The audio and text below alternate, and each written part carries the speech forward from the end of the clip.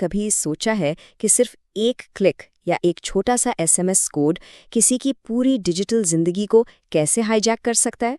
आजकल की दुनिया में ना ये खतरा हर वक्त हमारे सर पे मंडला रहा है। तो आज हम बात करेंगे इन्हीं चालाक स्कैमर्स के तरीकों की और ये भी देखेंगे कि उनसे बचने के लिए एक मजबूत डिजिटल दीवार कैसे खड़ी की जा सकती है।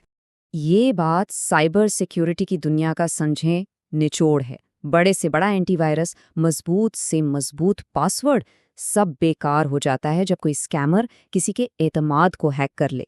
तो ये लड़ाई असल में टेक्नोलॉजी की है ही नहीं, ये तो इंसानी नफ्सियात की जंग है और इसी नफ्सियात को समझकर ही हम अपना दिफा कर सकते हैं। तो चलें सबसे पहले एक बहुत बड़ी गलत फहमी दूर करते हैं। ये जो हमलावर होते हैं ना, ये ज़रूरी नहीं कि कोई बहुत बड़े कोडिंग के माहिर हों जो कंप्यूटर की दीवारें तोड़ रहे हों।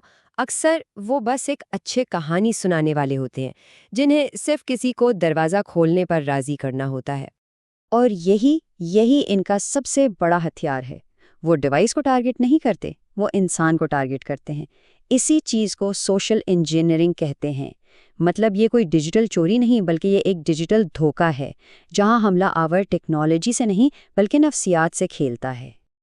अच्छा, तो अब जरा इन स्कैमर्स का टूल बॉक्स खोलकर देखते हैं। आखिर वो ऐसी कौन सी टेक्निक्स इस्तेमाल करते हैं कि पलक झपकते ही किसी के अकाउंट पर कब्जा कर लेते हैं? हर स्कीम की जड़ में ना यही सोशल इंजीनियरिंग होती है। ये लोगों की नफ्सियात से खेलने का एक फन है। जरा सोचिए, किसी को अपने बॉस के नाम से एक ईमेल आए कि भाई फौरन ये फाइल डाउनलोड करो। अब वो शख्स बिना सोचे समझे क्लिक कर देता है, बस काम हो गया। यही है सोशल इंजीनियरिंग।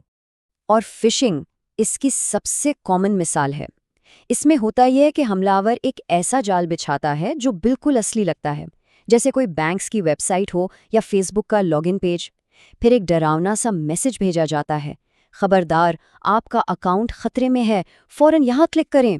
और बस इसी घबराहट में लोग अपनी सारी खुफिया मालूमात खुद छोड़ के हवाले कर देते हैं।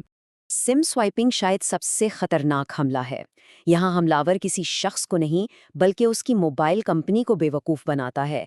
वो किसी तरह उसका नंबर अपनी सिम पर एक्टिवेट करवा लेता है। अब वो शख्स आराम से बैठा है और उसके सारे बैंकिंग और सोशल मीडिया के कोड्स सीधे हैकर के फ़ोन पर जा रहे हैं। पता तब चलता है जब फ़ोन के सिग्नल अचानक गायब हो जाते हैं। और अब एक नया और बहुत ही चालाकी वाला तरीका, क्यूआर कोड स्कीम्स।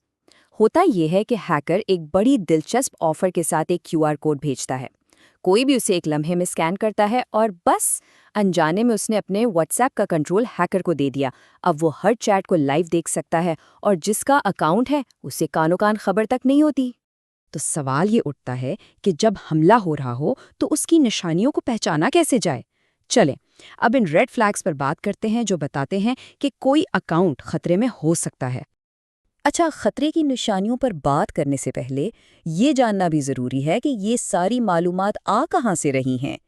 तो ये पाकिस्तान के कौमी साइबर सिक्योरिटी इदारे यानी नेशनल सर्ट की ऑफिशियल एडवाइजरीज पर मबनी है, ताकि जो भी बात हो वो बिल्कुल मुस्तनद और काबिले एतमाद हो। अब इस स्लाइड पर खास ध्यान देना है।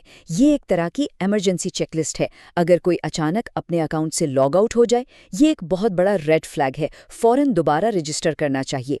अगर दोस्त कहें कि आपकी तरफ से अजीब मैसेजेस आ रहे हैं, तो फौरन सबको खबरदार करना चाहिए। लिंक्ड डिवाइसेस की लिस्ट में कोई अनजान नाम नजर आए तो 1 सेकंड ज़ाय किए बगैर सबको लॉग आउट कर दें। और सबसे अहम बात, अगर बिन मांगे कोई वेरिफिकेशन कोड आए तो समझ जाएं कि कोई दरवाज़ा खटखटा रहा है, उसे हरगिज़ अंदर नहीं आने देना। अच्छा जी, तो अब आते हैं सबसे अहम हिस्से की तरफ, यानी वो एक्शन प्लान जिससे कंट्रोल वापस लिया जा सकता है। ये है हमारा डिजिटल डिफेंस प्लान, जिसमें हम बचाव और रिकवरी दोनों पर बात करेंगे।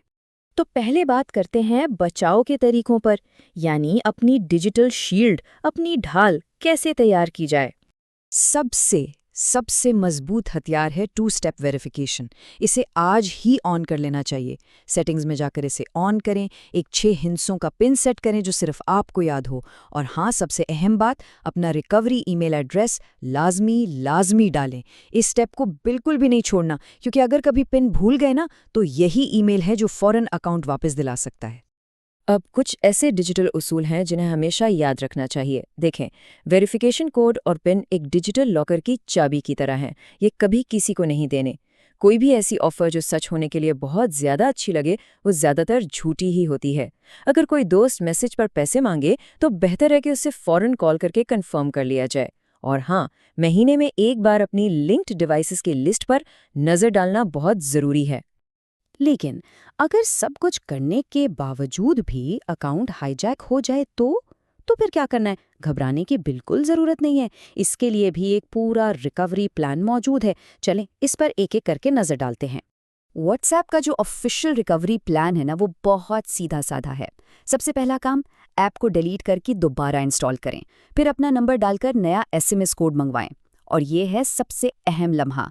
जैसे ही ये नया कोड एंटर किया जाएगा, हैकर अपने आप लॉग आउट हो जाएगा। बस उसके फौरन बाद अपने तमाम कॉन्टैक्ट्स को खबरदार कर देना चाहिए ताकि कोई और इस धोखे में ना आए।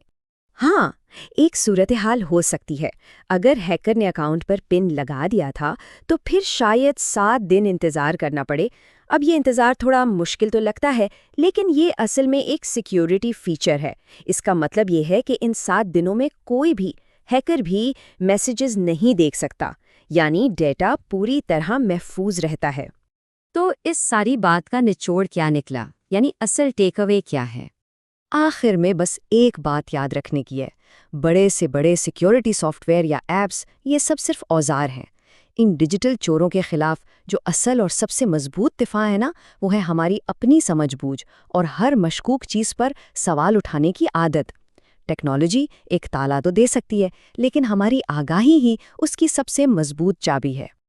और जाते जाते एक सवाल जो सोचने पर मजबूर करता है, मसनूई ज़हानत यानी एआई और डीप फेक्स के इस दौर में ऑनलाइन जो कुछ भी नज़र आता है, उस पर भरोसा करने का असल मतलब रह क्या गया है?